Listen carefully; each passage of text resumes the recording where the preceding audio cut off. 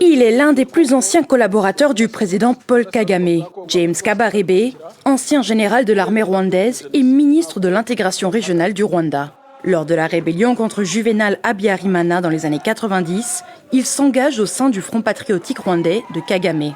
Il devient ministre de la Défense en 2010 avant de devenir conseiller à la sécurité du chef d'État rwandais. Depuis jeudi, l'homme de 66 ans est visé par des sanctions financières de la part des États-Unis, accusé d'orchestrer le soutien des troupes rwandaises aux rebelles M23. Kabarebe assure la liaison entre le gouvernement rwandais et le M23 et orchestre le soutien de la FRD au groupe armé.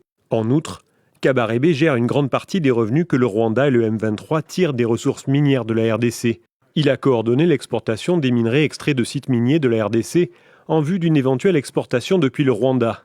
Militaire de carrière, James Kabarebe a toujours été entremêlé aux relations complexes entre Kigali et Kinshasa.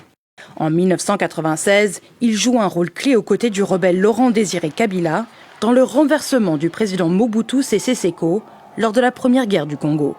Il sert pendant quelques mois en tant que chef de l'armée congolaise jusqu'à la rupture de l'alliance entre Kabila et le Rwanda. James Kabarebe dirige alors des troupes rwandaises durant la Seconde Guerre du Congo à partir d'août 1998.